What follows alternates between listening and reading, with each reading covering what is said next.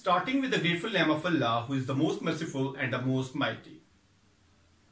This is my lecture number 15 of class 9th English, and today we will start unit number 5 of your textbook, the Medina Charter, Misaq-e Medina.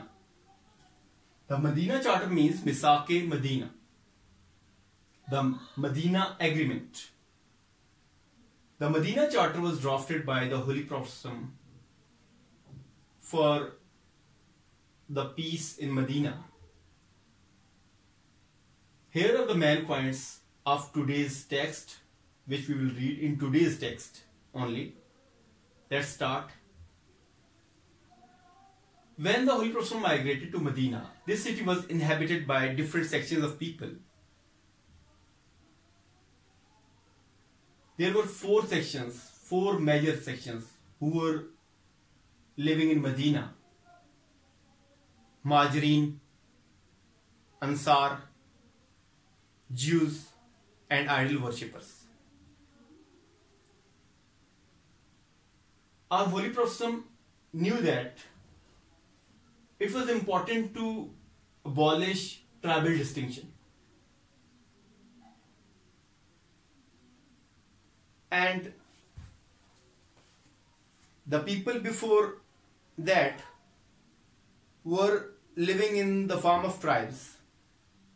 In order to create harmony and cooperation, the Holy Prophet first abolished the tribal distinction and grouped the inhabitants of Medina under one general name, Ansar, or helpers. Our Holy Prophet knew that it was necessary for the harmony and cooperation in Medina. And our Holy Prophet also knew that tolerance was necessary when different communities live in an area. Therefore, keeping all these things in mind, our Holy Prophet drafted the charter, which was known as the Medina Charter. تو مدینہ charter جو ہے یا میثاق مدینہ جو ہم lesson پڑھیں گے، تو آج جو باتیں ہم پڑھنے والے ہیں، جو چیزیں ہم پڑھنے والے ہیں اس لیسن میں، وہ میں ڈسکس کروں گا.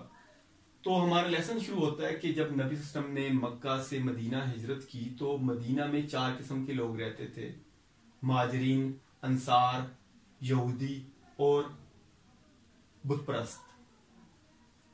اور نبی صلی اللہ علیہ وسلم جانتے تھے کہ ہمانگی کے لیے اور تعاون کے لیے یہ لازمی تھا کہ وہاں سے مدینہ سے ٹرائبل ڈسٹنکشن کا خاتمہ کیا جائے یا قبائلی تضاد کا یا قبائلی فرق کا خاتمہ کیا جائے. تو نبی صلی اللہ علیہ وسلم نے سب سے پہلے قبائلی تضاد کا خاتمہ کیا اور جو مسلمان تھے ان کو ایک نام دیا، ایک نام کے تلے جمع کیا یا ایک نام کے نیچے جمع کیا اور ان کو نام دیا انصار. اور نبی صلی اللہ علیہ وسلم یہ بھی جانتے تھے کہ برداشت لازمی ہے جب مختلف کمیونٹیز ایک ہی جگہ پہ مل کے رہتے ہوں تو برداشت لازمی ہے. اور انہی چیزوں کو مد نظر رکھتے ہوئے، ذہن میں رکھتے ہوئے نبی صلی اللہ علیہ وسلم نے مدینہ چارٹر جو ہے یا میثاق مدینہ جو ہے اس کو تشکیل دیا. یہی آج کے پوائنٹس ہیں جو ہم پڑھیں گے آج کے. Starting with the grateful name of Allah, who is the most merciful and the most mighty. This is my lecture number 15 of class 9th English. And today we will start unit number 5, the Medina Charter. It means the Medina Agreement. The Medina Charter کا مطلب ہے میثاق مدینہ، یعنی مدینہ کا معاہدہ یا میثاق مدینہ. تو جب نبی محمد صلی اللہ علیہ وسلم نے مکہ سے مدینہ ہجرت کی تو وہاں پر مختلف طبقوں کے لوگ آباد تھے، جس میں انصار بھی شامل تھے، مہاجرین بھی شامل تھے، اور اس کے علاوہ مدینہ میں رہنے والے بت پرست اور یہودی بھی شامل تھے. تو نبی صلی اللہ علیہ وسلم نے تمام لوگوں کی ہمانگی اور تعاون کو حاصل کرنے کے لیے سب سے پہلے تو قبائلی امتیاز کو ختم کیا، اور پھر جو مدینہ کے رہنے والے لوگ جو تھے ان کو ایک ہی نام دیا اور ان میں سے قبائلی تضاد کو ختم کیا اور ان کو انصار کا نام دیا. اور پھر نبی صلی اللہ علیہ وسلم نے یوں کیا کہ تمام طبقات کو اکٹھا کر کے ایک معاہدہ تحریر کیا، ایک میثاق تحریر کیا جس کو میثاق مدینہ کہتے ہیں۔ تو اس کی کچھ اہم شقیں ہیں، وہ آج ہم پڑھیں گے کہ میثاق مدینہ میں کیا کیا ہے اور اس میں کیا کیا شقیں تھیں، اور کس طرح میثاق مدینہ جو ہے وہ اقوام متحدہ نے جو 1948 میں جنرل اسمبلی میں انسانی حقوق کا ایک عالمی مسودہ دیا تھا، تو وہ ساری شقیں جو ہیں وہ اس مسودے میں ڈالی گئیں۔ تو اس سے ہمیں پتہ چلتا ہے کہ اسلام انسانی حقوق کا کتنا بڑا علمبردار ہے۔ تو let's start. Firstly we will start with difficult words of today's text, کہ آج کے ٹیکسٹ میں ہم کون کون سے ڈیفیکلٹ ورڈس پڑھیں گے اور ان کے انگلش اور اردو میننگس۔ پہلا جو ورڈ ہم پڑھیں گے ابینڈنڈ۔ ابینڈنڈ کا مطلب ہے، ابینڈن کہتے ہیں چھوڑ دینا، ترک کر دینا۔ تو نبی صلی اللہ علیہ وسلم کے ساتھ جو صحابہ کرام آئے تھے مکہ سے، انہوں نے اپنے عزیز و اقارب کو چھوڑ کے آگے تھے، یعنی left. Abandon means left. Next word ہے کتھ اینڈ کن۔ کتھ اینڈ کن کا مطلب ہے کلوز ریلیٹیوز، یعنی قریبی رشتہ دار۔ نیکسٹ ورڈ ہے ٹائز۔ ٹائز کا مطلب ہے ریلیشنز، یعنی رشتے۔ تو اپنے رشتوں کو، اپنے رشتہ داروں کو چھوڑ کر وہ مکہ سے مدینہ آ گئے تھے۔ نیکسٹ ورڈ ہے کنورٹس۔ کنورٹس کا مطلب ہے مذہب تبدیل کرنے والے یا نو مسلم، یعنی نیو مسلمس۔ تو جو نیو مسلمس ہوتے ہیں ان کو کنورٹس کہا جاتا ہے، نو مسلم یا اپنے مذہب کو چھوڑ کے دوسرا مذہب اپنانے والے۔ نیکسٹ ورڈ ہے انہیبیٹڈ۔ انہیبیٹڈ کا مطلب ہے رہنا۔ تو مکہ سے تو مدینہ میں کون کون اس وقت رہتا تھا جب نبی صلی اللہ علیہ وسلم وہاں گئے تھے؟ تو ہم نے پڑھا انصار، مہاجرین، اس کے علاوہ یہودی بھی رہتے تھے اور بت پرست بھی رہتے تھے۔ نیکسٹ ورڈ ہے کوآپریشن۔ کوآپریشن کا مطلب ہے سپورٹ، یعنی تعاون۔ نیکسٹ ورڈ ہے سیکشن۔ سیکشن کا مطلب ہے طبقے، یعنی گروپ، مختلف گروپس کے، مختلف طبقوں کے لوگ وہاں پر آباد تھے۔ نیکسٹ ورڈ ہے گڈ ول۔ گڈ ول کہتے ہیں نیک نیتی کو یا خیر سگالی کو، خیر سگالی۔ تو good wishes for a cause, ایک کاز کے لیے، کسی کے لیے اچھی وشز ہونا، ان کو گڈ ول کہا جاتا ہے۔ اور نیکسٹ ورڈ ہے سپورٹ۔ سپورٹ کا مطلب ہے ہیلپ، مدد یا ہیلپ۔ تو یہ ورڈز ہیں جو آج کے ٹیکسٹ میں ہم پڑھیں گے۔ Let's start the text reading. Page number 42، please open your books. Page number 42، unit number 5، the Medina charter, میثاق Medina. When the Holy Prophet migrated to Medina، جب نبی صلی اللہ علیہ وسلم نے مدینہ ہجرت کی، this city was inhabited by different sections of people، تو اس شہر میں مختلف طبقوں کے یا مختلف طبقات کے لوگ آباد تھے۔ تو جب نبی صلی اللہ علیہ وسلم نے مدینہ ہجرت کی تو اس شہر میں مختلف طبقات کے لوگ آباد تھے۔ اب 4 قسم کے لوگ آباد تھے۔ وہ 4 قسم کے میں نے آپ کو بتایا تھا کون تھے۔ مہاجر تھے، انصار تھے، بت پرست تھے اور یہودی تھے۔ تو ان کے بارے میں ہم دیکھیں گے۔ تو پہلے they were the faithful followers of Prophet Muhammad صلی اللہ علیہ وسلم who had abandoned the ties of kith and kin and followed him۔ تو پہلے نمبر پہ کون تھے کہ وہ وفادار ساتھی نبی صلی اللہ علیہ وسلم کے، دا فیتھفل فالوورس، یعنی وفادار ساتھی یا پیروکار۔ تو they were the faithful followers of محمد صلی اللہ علیہ وسلم، وہ نبی صلی اللہ علیہ وسلم کی وفادار ساتھی تھے۔ who had abandoned the ties of kith and kin، جنہوں نے چھوڑ دی تھی یا جنہوں نے ختم کر دی تھی اپنے رشتہ داروں کو چھوڑ کے یا قریبی رشتہ داروں کو چھوڑ کر آ گئے تھے۔ ٹائز کا مطلب ہے رشتے، کتھ اینڈ کن عزیز و اقارب، جو کہ عزیز و اقارب کو چھوڑ کر ابینڈن کر کے آگے تھے، اینڈ فالوڈ ہم، اور ان کے پیچھے آگے تھے۔ تو they were the faithful followers of Prophet Muhammad who had abandoned the ties of kith and kin and followed him۔ وہ محمد صلی اللہ علیہ وسلم کے وفادار ساتھی تھے جو قریبی رشتہ داروں کو چھوڑ کر آپ صلی اللہ علیہ وسلم کے پیچھے مدینہ آ گئے تھے. They were known as مہاجرین اور ریفیوجیز.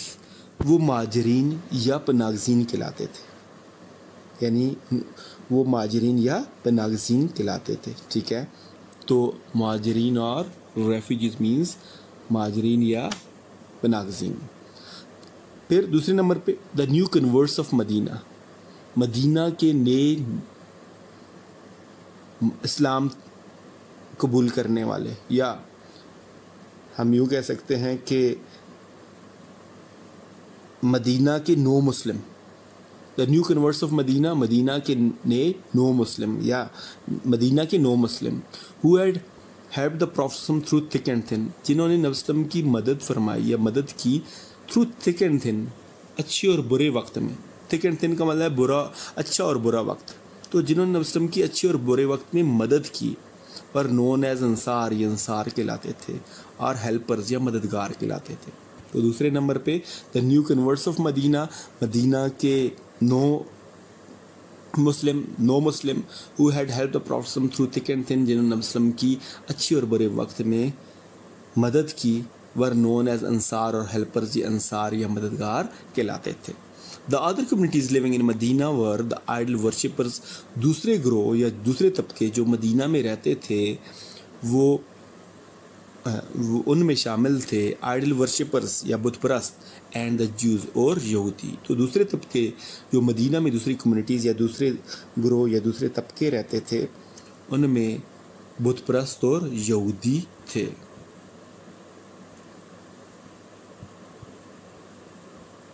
تو مدینہ میں 4 قسم کے طبقے رہتے تھے, 4 قسم کی گروہ رہتے تھے.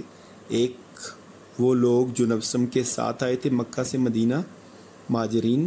ایک وہ نو مسلم جنہوں نے ہر مشکل میں نبی صلی اللہ علیہ وسلم کی مدد فرمائی, ان کو انصار یا مددگار کہا جاتا ہے. اور اس کے علاوہ مدینہ میں رہنے والے جو دوسرے طبقے تھے ان میں بت پرست بھی تھے اور یہودی بھی تھے. In order to create harmony and cooperation. In order to create harmony and cooperation,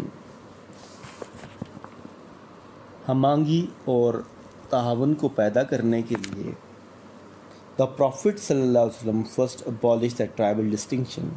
نبی صلی اللہ علیہ وسلم نے سب سے پہلے ختم کیا the tribal distinction, قبائلی فرق کو یا قبائلی امتیاز کو.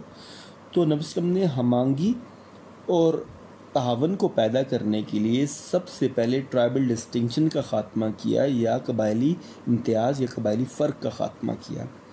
جیسا کہ ہم جانتے ہیں کہ اس وقت لوگ قبائلوں میں رہتے تھے اور ہر قبیلے کا اپنا سردار ہوتا تھا. تو نبی صلی اللہ علیہ وسلم نے جو قبائلی فرق ہے اور ان قبائلوں کی وجہ سے جھگڑے رہتے تھے, فساد رہتے تھے, تو نبی صلی اللہ علیہ وسلم نے سب سے پہلے ٹرائبل ڈسٹنکشن کو ہی ختم کر دیا, یعنی قبائلی امتیاز کو ہی ختم کر دیا. And group the inhabitants of Medina, اور مدینہ کے رہنے والوں کو اکٹھا کیا انڈر ون جنرل نیم, ایک نام کے اندر. اور نبی صلی اللہ علیہ وسلم نے مدینہ کے رہنے والوں کو ایک نام کے اندر اکٹھا کیا یا ایک نام کے تحت اکٹھا کیا, انصار اور ہیلپر, انصار یا مددگار.